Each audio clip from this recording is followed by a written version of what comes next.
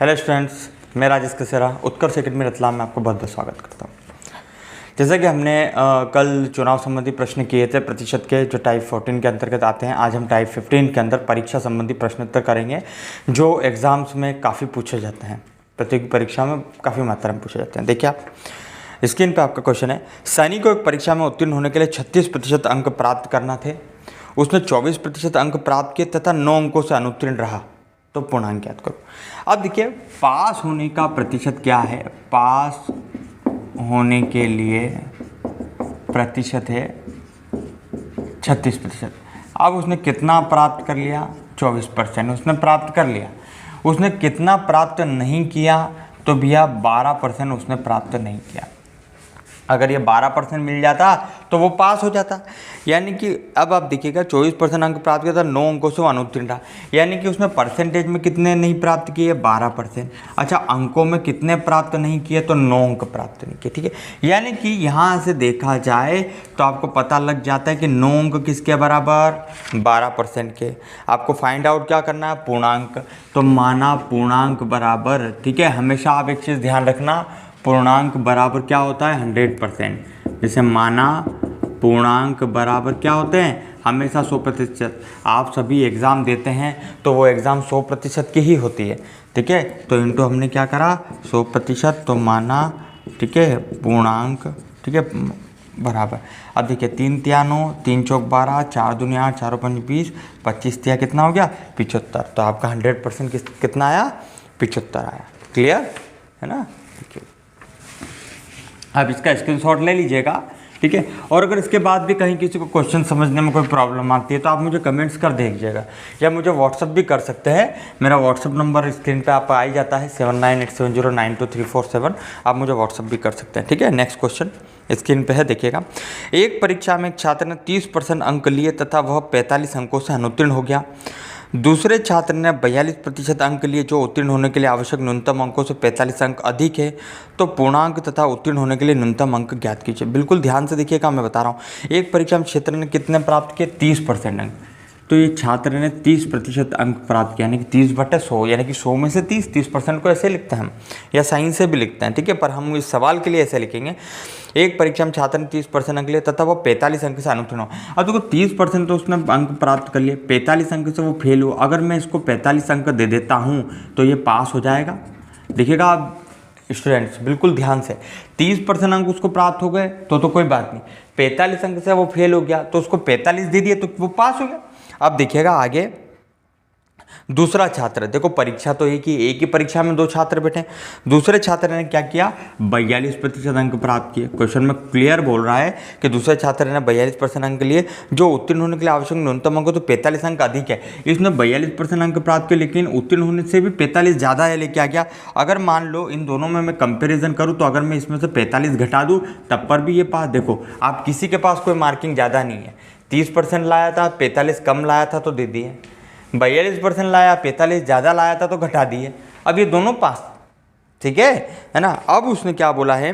पूर्णांक तथा उत्तीर्ण होने के लिए न्यूनतम अंक ज्ञात करो। अब ये दोनों की कंडीशन तो क्या हो गई? बरोबर हो गई। अब इसको सॉल्व करने का तरीका, 30/100 उधर जाएगा तो 42/100 यहीं रहेगा, और 30/100 इधर आएगा।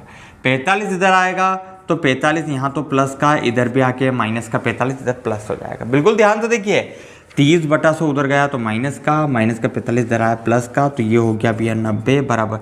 इन दोनों का एलसीएम लेंगे तो 100, एलसीएम लेना तो सबको आता ही है। 100 एलसीएम आया, 100 से 100 को भाग देंगे एक बार तो 42, सेम टू सेम इधर करेंगे तो कितना आया? ये 30। अब 42 में से 30 घटाया तो 12/100, और यहाँ कितना बचा? 90। बिल्कुल ध्यान दें, यहाँ तक तो सभी पहुँच गए होंगे।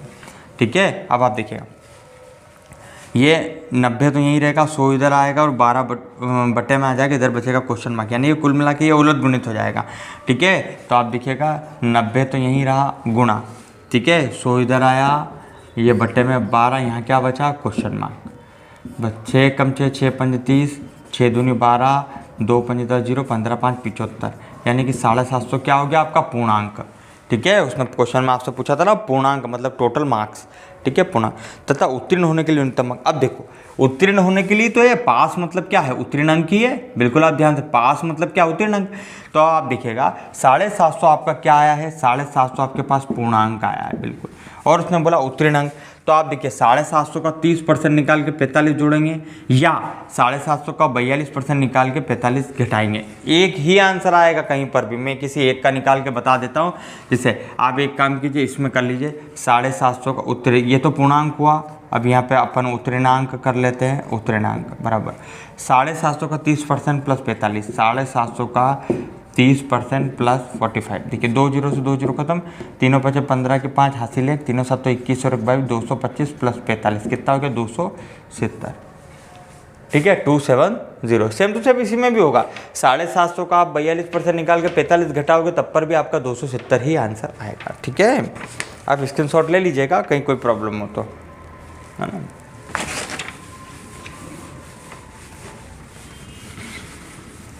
ठीक है, देखिए स्टूडेंट्स, नेक्स्ट क्वेश्चन आपकी स्क्रीन पे है। किसी परीक्षा में उत्तीर्ण होने के लिए 35% अंक लाना होते हैं, एक अभ्यर्थी को 40 अंक मिले और वो 30 अंकों से अनुत्तीर्ण हो गया, परीक्षा के अधिकतम अंक कितने, परीक्षा के अधिकतम अंक कितने मतलब पूर्णांक कितने। अब उत्तीर्ण होने के लिए कितने लाना पड़ते हैं, 35%, उत्तीर्ण प्रतिशत कितना लाना पड़ते हैं, 35%। अब बस वही क्वेश्चन है जो मैंने आपको बताया था, क्या बोला उसने, एक अभ्यर्थी को 40 अंक मिले तथा वह 30 अंकों से फेल हो गया। अब आप देखो उत्तीर्ण के लिए 35% है, अब उत्तीर्ण के लिए अंक कितने हैं, तो भैया अंक क्वेश्चन आपको खुद ही बता रहा है। कैसे बता रहा है कि भैया 40 अंक तो उसको मिल गए और कितने अंकों से फेल हुआ, 30 अंक। अगर मैं 30 अंक इसको दे दें तो यह पास हो जाएगा, 30 अंक इसको दे दे तो पास हो जाएगा, और ये पास हो जाएगा तो कितने अंक हो जाएंगे, 70 अंक, यानी कि उत्तीर्ण अंक कितने हो गए, 70 अंक। अब देखिए परीक्षा के अधिकतम अंक कितने हैं, तो आपको देखिए ये कंडीशन बराबर दिख रही है, 70 अंक किसके बराबर, 35% के, क्योंकि देखो ये उत्तीर्ण अंक है 70 तो उत्तीर्ण प्रतिशत है 35, ये दोनों चीज़ें बराबर, इंटू 100। कुल पूर्णांक कितना होता है, मैंने आपको बताया अधिकतम अंक, परीक्षा अधिकतम अंक कितने होते हैं, अधिकतम अंक होते हैं 100%, ठीक है। परीक्षा के अधिकतम अंक कितने होते हैं, अधिकतम अंक, पूर्णांक मतलब 100%, ठीक है, पूर्णांक बराबर 100%। मैं पिछले वाले क्वेश्चन में आपको समझा चुका हूँ, आपको हमेशा ध्यान रखना पूर्णांक क्या होता है, 100%, और पूर्णांक को ही बोलते हैं अधिकतम अंक, अधिक से अधिक अंक में से ही प्राप्त होते हैं। तो 35 दूना 70, तो कितना आंसर आया आपका, 200 अंक, ठीक है।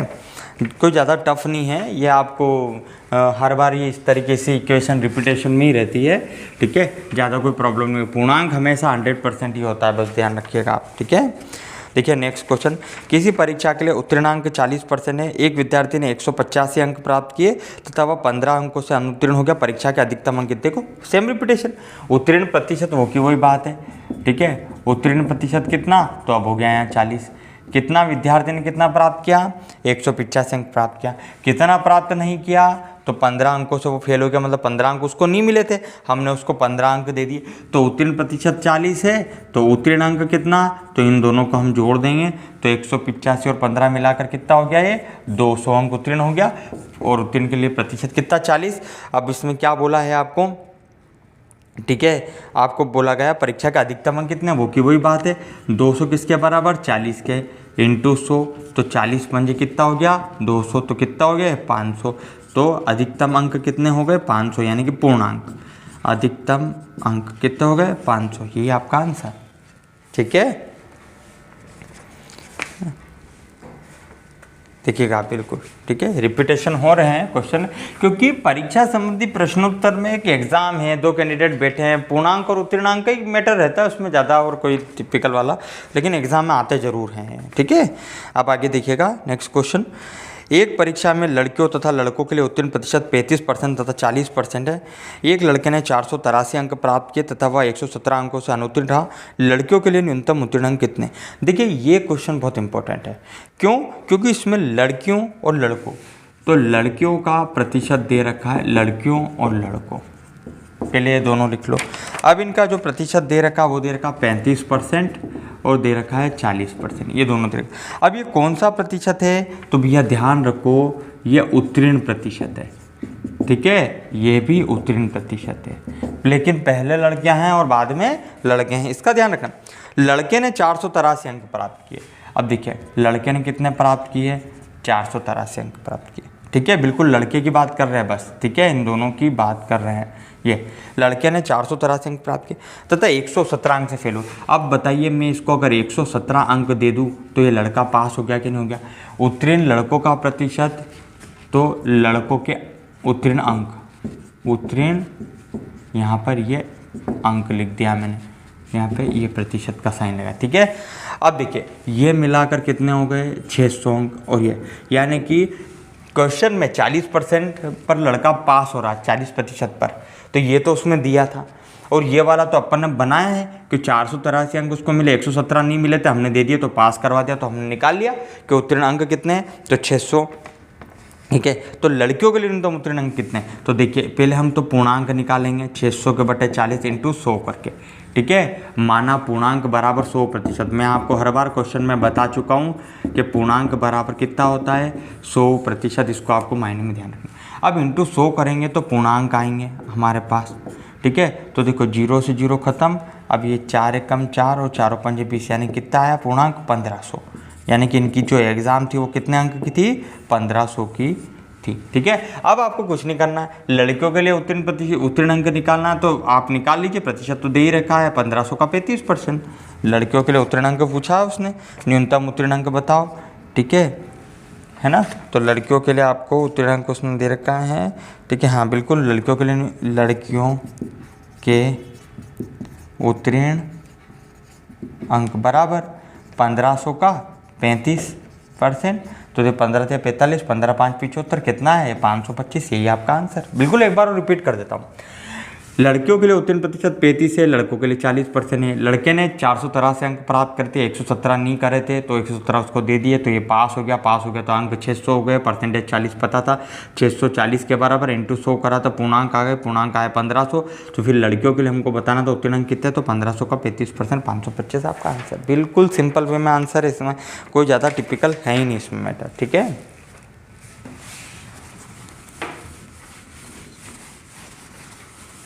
ठीक है, देखिएगा नेक्स्ट क्वेश्चन। किसी परीक्षा में ए तथा बी क्रमशः अधिकतम अंकों का 60% तथा 30% अंक प्राप्त करते हैं। इनके प्राप्तांकों का योग 783 है, तो परीक्षा में पूर्णांक कितने? बस वही बात है, माना पूर्णांक बराबर 100%, माना पूर्णांक बराबर कितना हो गया? 100%। अब इसने क्या बोला है? ए तथा बी कितना प्राप्त करते हैं? ए प्लस बी मिलाकर ए 60% प्राप्त करता है, बी 30% प्राप्त करता है। टोटल मिलाकर इनका कितना हो गया? ये 90%। अब इसमें क्या? इनके प्राप्तांकों का योग। देखो प्राप्तांकों का प्रतिशत ये है 90%। ठीक है, प्राप्तांकों का प्रतिशत कितना हो गया? 90%, है ना? और प्राप्तांकों का योग कितना दे रखा है इसमें? चलिए 90% को मैं नीचे लिख देता हूँ। प्राप्तांकों का प्रतिशत टोटल कितना हो गया? 90%। और प्राप्तांकों का योग कितना दे रखा है? 783, ताकि ये इक्वेशन, ठीक है, प्राप्तांक प्रतिशत में लिख पाऊंगा ना, प्राप्तांक प्रतिशत 90%, प्राप्त अंक, ठीक है, प्राप्तांक प्रतिशत, ठीक है, 90%। और प्राप्त जो अंक है इसमें प्राप्तांकों का योग, प्राप्त अंकों का योग, इसे पूरा ही लिख देते हैं। ठीक है, अब देखिए 783 किसके बराबर? 90% के। फाइंड आउट क्या करना है आपको? 100% बताना है। ठीक है, इसमें आपको कहा गया है क्वेश्चन परीक्षा में पूर्णांक कितने, तो पूर्णांक हम 100% होते हैं। 0 से 0 खत्म, 9 8 72, 9 7 63, कितना आ गया? 870।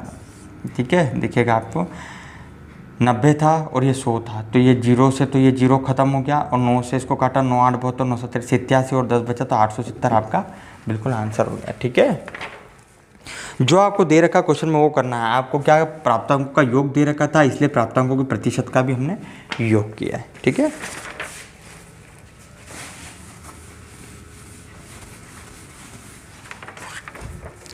ठीक है, नेक्स्ट क्वेश्चन आपकी स्क्रीन पे देखिएगा। किसी परीक्षा, अब ये क्वेश्चन थोड़ा सा टफ है और इम्पोर्टेंट भी है टफ होने के साथ साथ।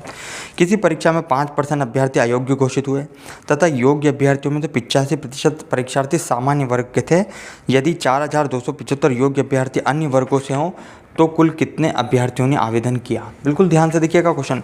किसी परीक्षा में 5% अभ्यर्थी, देखो परीक्षा में कुल कितने हो गए? 100%।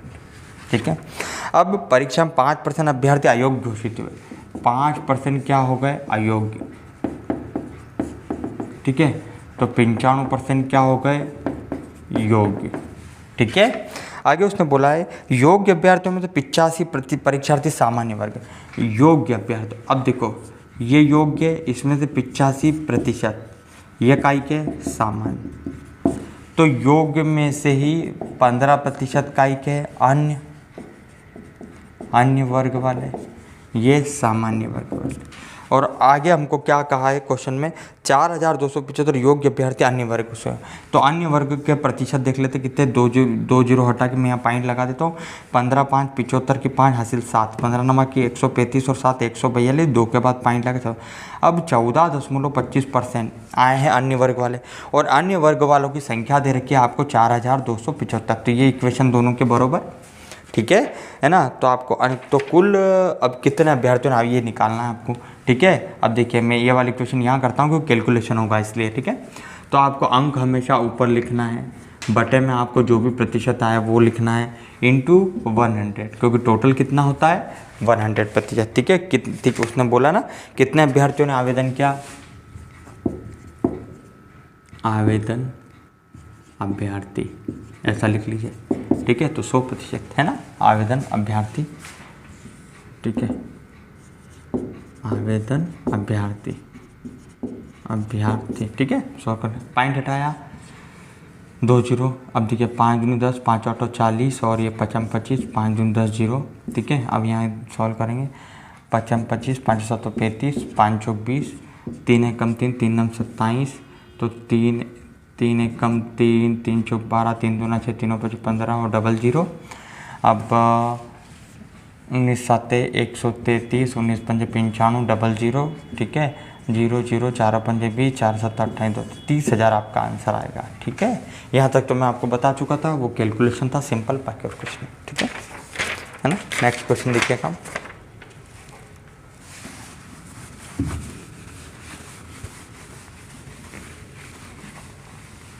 देखिए नेक्स्ट क्वेश्चन आपकी स्क्रीन पे है। एक परीक्षार्थी 30% अंक प्राप्त करके 5 अंकों से अनुत्तीर्ण हो जाता है। एक अन्य विद्यार्थी 40% अंक प्राप्त करके आवश्यक न्यूनतम अंकों से 10 अंक अधिक प्राप्त करता है, तो उत्तीर्ण होने के लिए आवश्यक न्यूनतम अंक कितने हैं। बिल्कुल क्वेश्चन है इजी, आपको बता दें 30% अंक प्राप्त करे एक परीक्षार्थी ने, तो 30/100। कितने अंक नहीं लाया, 5 अंक नहीं लाया, 5 अंकों से अनुत्तीर्ण का 5 दे दिए, तो ये पास हो गया, ठीक है। पास मतलब उत्तीर्ण अंक, ठीक है। अगला विद्यार्थी अन्य विद्यार्थी 40% अंक प्राप्त करते आवश्यक 10 अंक अधिक प्राप्त करता है। एक ने क्या 40% अंक प्राप्त कर 10 अधिक लाया, तो 10 घटा दिए, तो ये भी पास हो गया। अब आगे उसने उत्तीर्ण होने के लिए आवश्यक न्यूनतम अंक कितने हैं, बस सॉल्व कर लेंगे इसको। 30/100 इधर गया, तो 40/100 माइनस 30/100, ठीक है। प्लस का 5 यही था, माइनस का 10 इधर लाया, माइनस का 10 इधर लाया, तो ये प्लस का 10 हो गया, ठीक है ना। तो ये हो गया 15 बराबर, सॉल्व कीजिए 100 में 100 गया तो 1, तो 40 माइनस 30, ठीक है। 10/100 ये 15। अब सॉल्व कर लेंगे इसको हम आगे, तो 15 गुणित 100/10, यहाँ पे क्वेश्चन मार्क 10 दाम 100, क्वेश्चन मार्क बराबर 150, ठीक है।